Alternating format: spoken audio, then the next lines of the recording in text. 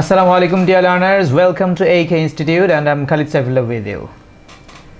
Dear learners, আজকে আমরা শিখব noun and gender, noun এর suffix, noun phrase এবং position of noun. আমরা আগে আলোচনা করছিলাম noun সম্পর্কে, আমাদের বেসিক গ্রামারের লেসন আজকে হচ্ছে 3. আমরা noun নিয়ে আগে আলোচনা করছি, বলছি আমরা নাউনকে তিনটা পার্সপেক্টিভে নাউনকে ভাগ করি। একটা হচ্ছে অ্যাকর্ডিং টু দ্য মিনিং, অর্থ অনুসারে, যেটা আমরা অলরেডি আলোচনা করে ফেলছি। তারপর হচ্ছে গণনা অনুসারে নাউনের ক্লাসিফিকেশন, সেটাও আমরা আলোচনা করছি। ফাইনালি আজকে আমরা আলোচনা করব according to the gender, gender অনুসারে নাউনের ক্লাসিফিকেশন। ডিয়ার লার্নার্স, জেন্ডার অনুসারে আমরা নাউনকে কত ভাগে ভাগ করতে পারি এবং তার বিস্তারিত আলোচনা আজকে থাকবে। তাছাড়া আমরা আজকে আলোচনা করব নাউন ফ্রেজ কীভাবে গঠন হয়, নাউনের পজিশন কোথায় কোথায় নাউন বসতে পারে, এই বিষয়গুলো, এবং নাউনের সাফিক্স কী কী। তো দেখুন, শুরু করা যাক তাহলে classification of noun according to the gender. Gender অনুসারে নাউনকে আমরা বেসিক্যালি 4 ভাগে ভাগ করতে পারি: masculine gender, feminine gender, common gender and neutral gender. তো ম্যাসকুলিন জেন্ডার বলতে কি বুঝি আমরা? পুরুষবাচক যে শব্দগুলো আছে, যে শব্দ দিয়ে পুরুষকে বোঝায়, কোনো একটা পুরুষবাচক শব্দ বোঝায়, সেগুলো হচ্ছে ম্যাসকুলিন জেন্ডার। যেমন দেখেন, বয় ছেলে, একটা বালক, সেটা পুরুষবাচক শব্দ। ফাদার পুরুষবাচক শব্দ। বুল কি? ষাঁড়, তাই না? ষাঁড় হচ্ছে এটা পুরুষবাচক, স্ত্রীবাচক হলে হতে হয় খাও। তো তাহলে বুল একটা পুরুষবাচক শব্দ। একইভাবে আবার ফেমিনাইন জেন্ডার, স্ত্রীবাচক যেগুলো আছে সেগুলো তারা কারা? যেমন গার্ল, মাদার, কাউ, হ্যাঁ, এগুলো হচ্ছে স্ত্রীবাচক। আবার হচ্ছে কমন জেন্ডার। কমন জেন্ডার কীরকম? পুরুষ স্ত্রী উভয়টাকে বোঝাতে পারে। হ্যাঁ, যে বলি যেরকম দেখতে পারেন বেবি, স্টুডেন্ট, শিপ। হ্যাঁ, বেবি বলতে পুরুষ মহিলা কোনোটাই আমরা ক্লিয়ার করতে পারি না, দুইটার যে কোনো একটাই হতে পারে। স্টুডেন্ট বললেও তাই। শিপ বলতে পুরুষ ভেড়া, মহিলা ভেড়া এরকম না বুঝিয়ে যে কোনো ভেড়াকে বোঝাতে পারে। তো এই হচ্ছে কমন জেন্ডার। তারপর হচ্ছে নিউট্রাল জেন্ডার। নিউট্রাল জেন্ডার কোনটা? যেটা বস্তুবাচক অথবা যে জিনিস দ্বারা আসলে পুরুষ স্ত্রী কোনোটাই হবে না, সেটাই হচ্ছে নিউট্রাল জেন্ডার। যেমন দেখেন, পেন, বুক, টিম, কমিটি। আমরা আগে যে কালেকটিভ নাউনের কথা বলে আসছিলাম, সব কালেকটিভ নাউনগুলো নর্মালি নিউট্রাল জেন্ডারের পর্যায়ে পড়ে। তো ডিয়ার লার্নার্স, একটা গুরুত্বপূর্ণ বিষয়, আমরা একটা ম্যাসকুলিন জেন্ডারের জন্য কেমন প্রোনাউন ব্যবহার করতে পারি। দেখেন, আমরা সেটা নিয়ে একটু কথা বললাম যে কি প্রোনাউন লাগবে ম্যাসকুলিন জেন্ডারের জন্য। যদি সিঙ্গুলার হয় তাহলে একটা ম্যাসকুলিন জেন্ডারের জন্য নর্মালি হি হবে, এটাই স্বাভাবিক। আমরা বয়ের জন্য কি প্রোনাউন ব্যবহার করব? হি ব্যবহার করব। ফাদার, এটার জন্য কি প্রোনাউন ব্যবহার করব? হি ব্যবহার করব। আচ্ছা, বুল, এটার জন্য কি নর্মালি হি ব্যবহার করি আমরা?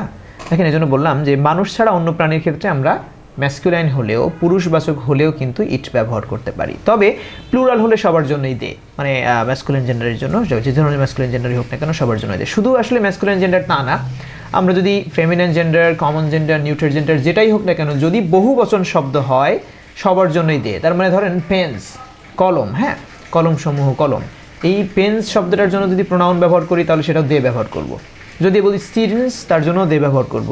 যদি বলি গার্লস, তাও দে ব্যবহার করব। যদি বলি বয়েজ, তাও দে ব্যবহার করব। মানে যে কোনো প্লুরাল শব্দের জন্য আমরা দে ব্যবহার করব, এটা স্বাভাবিক। আচ্ছা, এবার আসি ফেমিনিন জেন্ডারের জন্য আমরা কখন কি প্রোনাউন ব্যবহার করব। নর্মালি সিঙ্গুলার যদি হয় তাহলে তার জন্য শি ব্যবহার করব আমরা, যেমন গার্লের জন্য শি, মাদারের জন্য শি, ওকে। কিন্তু যদি মানুষ ছাড়া অন্য কোনো প্রাণী হয়, যেমন এই যে কাউ, এটার জন্য আমরা শি না ব্যবহার করে ইট ব্যবহার করতে পারি। হ্যাঁ, শি ব্যবহার করা যায় না এমন না, করতে পারি আমরা, তবে ইট ব্যবহার করাটাই বেশি প্রচলিত। তবে ওই বহু বচন হলে সবার জন্যই দে, সেটা তো বলেই দিলাম। Common gender. আচ্ছা বলুন তো, স্টুডেন্টের জন্য নর্মালি কি প্রোনাউন ব্যবহার হওয়া উচিত? স্টুডেন্টের জন্য কি ইট ব্যবহার করবেন? না, তা না, স্টুডেন্ট তো আর বস্তুবাচক জিনিস না, তার জন্য নর্মালি ইট ব্যবহার করতে পারি না। আবার হচ্ছে আমরা যদি এভাবে চিন্তা করে দেখি যে স্টুডেন্ট শব্দের জন্য তাহলে কি দে ব্যবহার করব? বহু বচন না হলে তো দে ব্যবহার করতে পারবো না, এক বচন থাকা অবস্থায় দে ব্যবহার করা সম্ভব না। তাহলে স্টুডেন্টের জন্য কি ব্যবহার করব? স্টুডেন্ট শব্দটা যদি সিঙ্গুলার থাকে, এই যে তারপরে যে কোনো ধরনের, মানে হচ্ছে কমন জেন্ডারের জন্য নর্মালি আমরা হি অর শি উভয়টাকে একসাথে ব্যবহার করি। যদি একান্ত পরীক্ষায় কোথাও দেখেন যে অপশনে শুধু হি দেওয়া আছে, তাহলে সেটা নিতে পারেন, সমস্যা নেই। অথবা শুধু শি দেওয়া আছে, এছাড়া আর অন্য উপায় নেই, তাহলে সেক্ষেত্রে ওটা নিতে পারেন। কিন্তু হি অর শি এটা অপশনে থাকলে এটাকেই পছন্দ করবেন, এটাই মডার্ন ইংলিশ। তবে হচ্ছে বেবি, চাইল্ড, ইনফ্যান্ট, এই শব্দগুলো এগুলোর জন্য কিন্তু আমরা হি বা শি ব্যবহার করি না, এগুলোর জন্য ইট ব্যবহার করতে হয়। একটু ভালো করে মনে রাখবেন, খেয়াল রাখবেন, বেবি, চাইল্ড, ইনফ্যান্ট, এগুলোর জন্য আমরা ইট ব্যবহার করব। আচ্ছা, এছাড়া মানুষ ছাড়া অন্য কোনো প্রাণী দিয়ে যদি কমন জেন্ডার হয়, যেমন শিপ, শিপের জন্য কিন্তু আর হি বা শি ব্যবহার করব না, এখানে ইট ব্যবহার করব। আচ্ছা, আর প্লুরাল হলে সবার জন্যই তো আমরা দে ব্যবহার করব, বলে দিলাম। নিউট্রাল জেন্ডার, যেটা দিয়ে বস্তুবাচক কোনো জিনিসকে বোঝায়, পুরুষ স্ত্রী কোনোটাই বোঝাচ্ছে না, তার জন্য আমরা নর্মালি কি প্রোনাউন ব্যবহার করব? ইট ব্যবহার করব, এটাই এই জায়গাতে ইট ঠিক আছে। এবং বহু বচন যদি হয়, যেমন বুকস যদি হয়, টিমস যদি হয়, কমিটিস যদি হয়, তখন দে, ওকে। কিন্তু নর্মালি কমিটির জন্য ইট, টিমের জন্য ইট। আবার কমিটির জন্য কেউ দে বসিয়ে ফেলবেন না, কারণ কমিটি একটা নিউট্রাল জেন্ডার এবং সিঙ্গুলার। এই অবস্থায় নর্মালি আমরা ইট ব্যবহার করব। তো এই হচ্ছে তাহলে আমাদের জেন্ডারের আলোচনা। এখন এখানে বেশ কিছু বিষয় আছে যেগুলো অনেক সময় ঝামেলা সৃষ্টি করতে পারে। কিছু নাউন মূলত নিউট্রাল জেন্ডার, তারপরেও মাঝে মাঝে ম্যাসকুলিন জেন্ডার হিসেবে কাজ করে। দেখেন সান মানে কি সূর্য, তো সূর্য তো কোনো ম্যাসকুলিন জেন্ডার হওয়া উচিত না, এটা তো নিউট্রাল জেন্ডার, আমরা জানি এটা পুরুষ স্ত্রী কোনোটাই না। তারপরেও এরকম বেশ কিছু শব্দ আছে, sun, summer, winter, storm, cyclone, earthquake, death, nature, এই ধরনের শব্দগুলো সামটাইমস পুরুষবাচক আচরণ করে। হ্যাঁ, এগুলো একটু পাওয়ার বেশি, হ্যাঁ, এগুলো হচ্ছে অনেকটা কঠোর, এই ধরনের আচরণের জন্য এই জিনিসগুলো হচ্ছে পুরুষবাচক শব্দ হিসেবে ব্যবহার করা হয় সামটাইমস। তার মানে এদের পরিবর্তে আপনি মাঝে মাঝে হি ব্যবহার করা দেখতে পারেন। তারপর দেখেন আবার কিছু নাউন মূলত নিউট্রাল জেন্ডার হলেও মাঝে মাঝে ফেমিনাইন জেন্ডার হিসেবে ব্যবহৃত হয়। যেমন হচ্ছে মুন মানে কি চাঁদ, চাঁদ তো আর স্ত্রীবাচক শব্দ নর্মালি না, তবে চাঁদের জন্য আপনি সি ব্যবহার সামটাইমস করতে পারেন। Spring, name of a country, কোনো দেশের নাম যদি হয়, কোনো জাহাজের নাম যদি হয়, কোনো নদীর নাম যদি হয়, এগুলোর জন্য আপনি চাইলে স্ত্রীবাচক প্রোনাউন ব্যবহার করতে পারেন, মানে এগুলোকে স্ত্রীবাচক কল্পনা করে নিতে পারেন। তো এই হলো তাহলে আমাদের জেন্ডারের ক্লাসিফিকেশন। এখন আমরা আসি যে এই জেন্ডারগুলো পরিবর্তন করা, একটা থেকে আরেকটা পরিবর্তন করা। প্রথম আমরা ইরেগুলার ওয়েতে, যেগুলোর হচ্ছে কোনো নিয়ম কানুন নাই, একটা শব্দ থেকে আরেকটা শব্দ জেন্ডার পরিবর্তন, আমরা সেগুলো দেখে নেব। দেখেন ব্যাচেলর, এটা হচ্ছে পুরুষবাচক শব্দ, স্ত্রীবাচক কি মেড বা স্পিনস্টার। জেন্টলম্যান, স্ত্রীবাচক কি লেডি। আর্ল বা কাউন্ট, এর প্রত্যেকে স্ত্রীবাচক হচ্ছে ডো, কাউন্টেস। হ্যাঁ, বাকের স্ত্রীবাচক হচ্ছে ডো। এইভাবে আপনারা একটু দেখে নেবেন, এখানে সবগুলো আমরা আর পড়িয়ে দেওয়ার প্রয়োজন হবে না আশা করি, এগুলো আপনারা নিজেরা দেখে নিতে পারবেন। ফক্সের স্ত্রীবাচক হচ্ছে ভিক্সেন।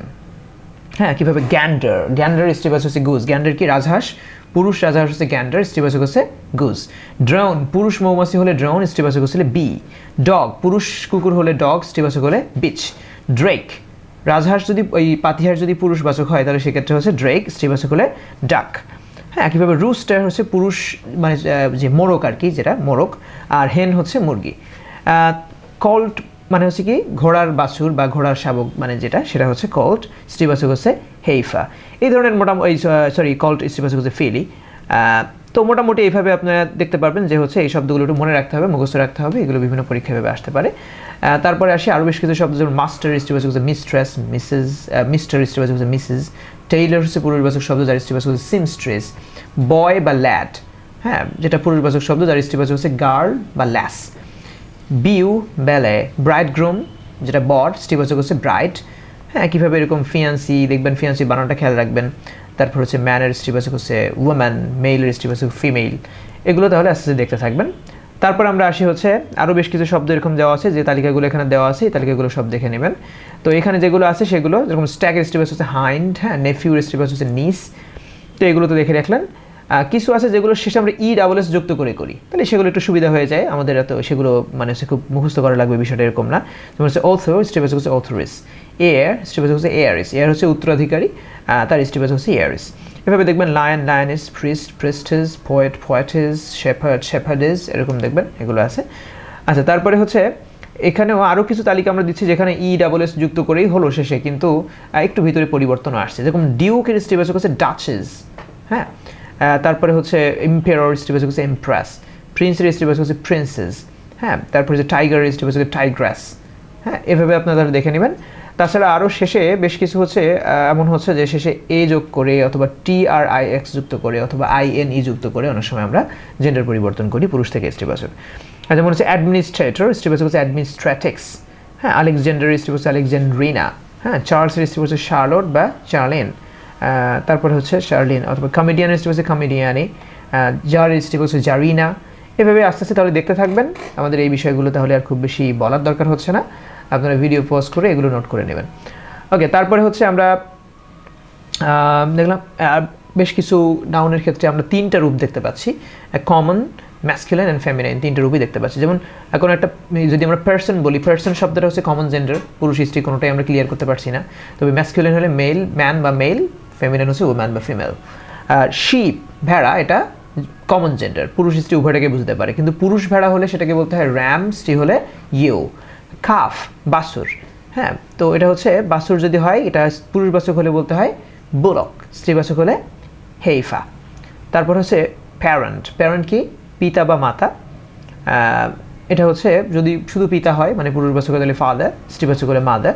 স্পাউস, স্বামী বা স্ত্রী যে কোনো একজনকে স্পাউস বলতে হয়, তবে শুধু স্বামী যদি হয় তাহলে সেক্ষেত্রে হাজব্যান্ড, স্ত্রী হলে ওয়াইফ। চিকেন বা ফাউল এটা উভয় জেন্ডার, কিন্তু পুরুষবাচক হলে রুস্টার, স্ত্রীবাচক হলে হ্যান। চাইল্ডের পুরুষবাচক হচ্ছে বয়, স্ত্রীবাচক গার্ল। সিবলিং, ভাই বা বোনের যে কোনো একজন হতে পারে, পুরুষবাচক ব্রাদার, স্ত্রীবাচক হচ্ছে সিস্টার। এভাবে আমরা মোটামুটি জেন্ডারের পরিবর্তন দেখে নিলাম, পুরুষ থেকে স্ত্রীবাচক। এবার আমরা আসি নাউন, মানে হচ্ছে নাউনের সাফিক্স। যেহেতু আমরা নাউন নিয়ে আলোচনা করছি, নাউনের শেষ পর্যায়ে আমরা আসছি নাউনের সাফিক্স। নাউনের সাফিক্স সাধারণত এইগুলো হয় শেষে সিই, সিওয়াই, টিএইচ, ওয়াই অথবা আইওএন অথবা এএল, এইজিই, আরওয়াই, আইএসএম, NESS যুক্ত হতে পারে, ISION হতে পারে, TION হতে পারে, SHIP শিপ এভাবে হতে পারে, হুড হতে পারে, HWD, dam, DOM dam, ment, MENT ment, এগুলো থাকতে পারে। এগুলো দিয়ে সাধারণত আমরা অ্যাবস্ট্রাক্ট নাউন গঠন করি। আবার অনেক সময় কমন নাউন তৈরি করার জন্য বেশ কিছু সাফিক্স আমরা যুক্ত করি। সাফিক্স কোনগুলো? যেগুলো সাধারণত কোনো একটা রুট ওয়ার্ডের শেষে যুক্ত হয় আর যুক্ত হয়ে এগুলো নাউন তৈরি করে। তাহলে এইগুলো যদি কোনো একটা শব্দের শেষে সাধারণত দেখা যায়, অধিকাংশ ক্ষেত্রে নাউন হয়, তবে ব্যতিক্রম অবশ্যই হতে পারে। IST, ER বা OR থাকলে এগুলো কমন নাউন হিসেবে কাজ করে। যেমন আমরা বেশ কিছু এক্সাম্পল দেখতে পাচ্ছি এখানে, যেমন ইম্পর্টেন্স, ইম্পর্টেন্স শেষে CE আছে, নাউন তৈরি হলো। ইনফ্যান্সি, CY দিয়ে। গ্রেথ শেষে TH দিয়ে নাউন তৈরি হলো। অনেস্টি, হ্যাঁ, শেষে Y দিয়ে নাউন তৈরি হলো। এডুকেশন শেষে TION দিয়ে, হ্যাঁ, তারপর হচ্ছে অ্যারাইভাল শেষে AL দিয়ে হলো। ব্রেকেজ, হ্যাঁ, ব্রেভারি, ক্রিটিসিজম, এভাবে দেখেন এগুলো সব নাউন তৈরি হলো উপরের এই সাফিক্সগুলো যোগ করে। তারপর আমরা আসি হচ্ছে আরেকটু বিশেষ কথা বলে নিই। দেখেন ওয়াই থাকলে সামটাইমস এই যে ওয়াইটাকে আমরা স্টার মার্ক করে রাখছি, এলটাকে আমরা স্টার মার্ক করে রাখছি, তার কারণ হচ্ছে কি ওয়াই বা এল মাঝে মাঝে অ্যাডজেক্টিভের সাফিক্স হিসেবেও কাজ করে। সবসময় এরা নাউন তৈরি করে, বিষয়টা এরকম না। যেমন হচ্ছে রেইনের সাথে ওয়াই যুক্ত করলাম, রেইনি, এটা কিন্তু আসলে নাউন তৈরি হয়নি, বরং অ্যাডজেক্টিভ তৈরি হয়ে গেল। স্নোউই, ন্যাশনাল, ন্যাচারাল, এগুলো কিন্তু আসলে হচ্ছে অ্যাডজেক্টিভ তৈরি হয়ে গেছে। নর্মাল একটা বিষয় হচ্ছে কি যে এল যদি আপনি কোনো একটা ভার্বের পরে দেখেন, যেমন দেখেন অ্যারাইভ মানে পৌঁছানো, একটা ভার্ব ছিল, তার সাথে যখন এল হয়েছিল তখন এটা নাউন হয়েছিল। কিন্তু একটা নাউনের সাথে যখন এল হইলো, নেশন শব্দটা নাউন ছিল, নেশন শব্দটার সাথে যখন এল যুক্ত করলাম, নেচার নাউন ছিল, তখন এর সাথে যখন এল যুক্ত করছি ন্যাচারাল। দেখেন নাউনের সাথে যখন আমরা এল যুক্ত করছি তখন কিন্তু এটা অ্যাডজেক্টিভ তৈরি হয়ে গেছে। কিন্তু ভার্বের সাথে যখন এল যুক্ত করছিলাম, ডিনাইয়ের সাথে এল যুক্ত করলাম ডিনায়াল, প্রেপোজের সাথে এল যুক্ত করলাম প্রাপোজাল, ভার্বের সাথে এল যুক্ত করলে সাধারণত নাউনের কাজ করে। তো এই হলো নাউনের সাফিক্স দেখলাম আমরা। এবার আমরা আসি নাউন ফ্রেজ কিভাবে গঠন হয়। নাউন ফ্রেজ গঠন হওয়ার পদ্ধতি হচ্ছে কি, অ্যাডজেক্টিভের পরে যদি নাউন থাকে তাহলে সেটা নাউন ফ্রেজ হয়ে যায়। একটা অ্যাডজেক্টিভ আর একটা নাউন পাশাপাশি থাকলে সেটা একটা নাউন ফ্রেজ তৈরি হয়ে যায়। এই বিষয়ে আমরা এলিমেন্টস অফ সেন্টেন্সে আরও আলোচনা করে আসছি আগে, এগুলো দেখে নেবেন, তাহলে এই আলোচনাগুলো সুবিধা হয়ে যাবে। আচ্ছা, তারপর হচ্ছে নাউন প্লাস প্রিপোজিশন, তারপরে আবার নাউন, এটা মিলেও নাউন ফ্রেজ তৈরি হয়ে যেতে পারে। এক্সাম্পল হিসেবে দেখেন, আমরা হি ইজ এ গুড স্টুডেন্ট, এই সেন্টেন্সটাতে আমরা দেখতে পাচ্ছি স্টুডেন্ট শব্দটা একটা নাউন, রাইট? আর তার আগে গুড শব্দটা অ্যাডজেক্টিভ। তো অ্যাডজেক্টিভ প্লাস নাউন মিলে কি হয়ে যাবে? কেবল বললাম অ্যাডজেক্টিভ প্লাস নাউন মিলে নাউন ফ্রেজ হয়ে যাবে। তাহলে এই যে তাহলে গুড আর স্টুডেন্ট দুইটা মিলে হচ্ছে একটা নাউন হয়ে গেল। আবার এই যে আর্টিকেলগুলো সবই ডিটারমিনার, ডিটারমিনার মানে অ্যাডজেক্টিভ হিসেবে কাজ করবে। তাহলে এই যে অ্যাডজেক্টিভ আর তারপরে যে শব্দগুলো আছে নাউন, তাহলে অ্যাডজেক্টিভ প্লাস নাউন মিলে এই দুইটা শব্দ মিলে তো নাউন হয়ে যাচ্ছিল, তাই না? গুড স্টুডেন্ট মিলে, তাহলে এই যে অ্যাডজেক্টিভ প্লাস আর নাউন দুইটা মিলে আবার সেই নাউনের কাজ করছে। তো এই হচ্ছে বিষয়। আবার দেখেন নাউন প্রিপোজিশন নাউন মিলেও নাউন ফ্রেজ তৈরি হতে পারে। যেমন হচ্ছে the name of my village, দেখেন মাই ভিলেজ, ভিলেজ শব্দটা একটা নাউন আর মাই শব্দটা কি, এটা একটা ডিটারমিনার মানে অ্যাডজেক্টিভ। দেখেন মাইটাকে আপনার কাছে প্রোনাউন মনে হতে পারে, কিন্তু আসলে এটা প্রোনাউন হিসেবে আর কাজ করতেছে না। আই একটা প্রোনাউন ছিল, মি একটা প্রোনাউন, কিন্তু মাই এটাকে পজিটিভ অ্যাডজেক্টিভ বলে। মাই, আওয়ার, ইউর এগুলো প্রোনাউন থেকে উৎপত্তি হলেও আসলে এগুলো অ্যাডজেক্টিভ হিসেবে ফাংশন করে। তাহলে এই যে অ্যাডজেক্টিভ প্লাস নাউন দুইটা মিলে কি হয়ে গেছে? নাউন হয়ে গেছে। আবার দেখেন দ্য নেম, নেম শব্দটা হচ্ছে একটা নাউন আর দা হচ্ছে একটা অ্যাডজেক্টিভ। আর্টিকেলগুলো ওই যে সবই আমরা অ্যাডজেক্টিভ ধরতে বললাম, তাহলে অ্যাডজেক্টিভ প্লাস নাউন মিলে কি হয়ে গেছে? এখানেও নাউন। মাই ভিলেজ, এখানে অ্যাডজেক্টিভ প্লাস নাউন মিলে আবার নাউন হয়ে গেছে। তাহলে এই পাশে নাউন, মাঝখানে প্রিপোজিশন, তারপরে এই পাশে আবার নাউন, নাউন প্রিপোজিশন নাউন সব মিলে কি কাজ করলো? তাহলে এই যে নাউন ফ্রেজের কাজ করলো। তাহলে the name of my village একটা নাউন ফ্রেজ, এখানে উপরেরটা হচ্ছে আ গুড স্টুডেন্ট, এটা একটা নাউন ফ্রেজ। দেখেন এবার পজিশন অফ নাউন, নাউন কোথায় কোথায় বসে একটা বাক্যে। একটা বাক্যে নাউন বসে হচ্ছে বাক্যে সাবজেক্ট হিসেবে নাউন বসতে পারে, একটা বাক্যে সাবজেক্ট হিসেবে নাউন বসতে পারে। যেমন হচ্ছে the man is a doctor, দেখেন এই বাক্যের সাবজেক্টকে দ্য ম্যান, আর দ্য ম্যান দেখেন নাউন ফ্রেজ হলো। তারপরে হচ্ছে অবজেক্ট হিসেবে নাউন বসতে পারে, যেমন আই বট আ ব্যাগ, আমি কি কিনেছিলাম? একটা ব্যাগ কিনেছিলাম। অবজেক্ট কীভাবে চিনতে হয় এলিমেন্টের আলোচনা দেখবেন, তাহলে ক্লিয়ার হয়ে যাবে। আই বট আ ব্যাগ, আমি একটা ব্যাগ কিনেছিলাম। তাহলে এই যে ব্যাগ, আ ব্যাগটা একটা নাউন ফ্রেজ। নাউন কেন নাউন? এটা অবজেক্টের জায়গায় বসছে তাই নাউন, তাহলে অবজেক্টের জায়গায় বসতে গেলে তার নাউন হতে হয়। আবার দেখেন আফটার প্রিপোজিশন, প্রিপোজিশনের পরেও কিন্তু নর্মালি নাউন ফ্রেজ বা নাউন হয়। যেরকম I am waiting for my friend, তাহলে এখানে এই যে ফর একটা প্রিপোজিশন হওয়ার পরে প্রিপোজিশনের পরে এটা নাউন ফ্রেজ হয়ে যাবে। তারপর হচ্ছে অ্যাজ কমপ্লিমেন্ট হিসেবে, যেমন দেখেন হি ইজ এ গুড স্টুডেন্ট, দেখেন তো গুড স্টুডেন্ট একটা কমপ্লিমেন্ট না। কমপ্লিমেন্ট কীভাবে চিনতে হয় আবারও বলছি, এলিমেন্টের আলোচনাটা ভালো করে দেখে নেবেন, না হলে গ্রামারের অধিকাংশ আলোচনা একটু জটিল হয়ে যেতে পারে, এই জন্য অবশ্যই ওটা দেখে নেবেন। তাহলে he is a good student, সে একজন ভালো ছাত্র। এই সেন্টেন্সটা যখন আপনি দেখতেছেন তখন দেখেন গুড স্টুডেন্ট এটা কিন্তু একটা কমপ্লিমেন্ট, আর কমপ্লিমেন্ট হিসেবে এখানে নাউন বসছে। কমপ্লিমেন্ট হিসেবে যে শুধু নাউনই বসে বিষয়টা এরকম না, কমপ্লিমেন্ট হিসেবে অ্যাডজেক্টিভও বসতে পারে। আবার দেখেন এখানে প্রিপোজিশনের পরে যে শুধু নাউন বসে বিষয়টা এরকম না, প্রিপোজিশনের পরে প্রোনাউনও বসতে পারে, অবজেক্ট হিসেবে প্রোনাউন বসতে পারে, সাবজেক্ট হিসেবে প্রোনাউন বসতে পারে। তবে নাউন এই জায়গাগুলোতেই বসে, আমরা সেটা জেনে রাখলাম। তাহলে নাউন বসে কোথায় কোথায়? সাবজেক্ট হিসেবে, অবজেক্ট হিসেবে, প্রিপোজিশনের পরে আর কমপ্লিমেন্ট হিসেবে।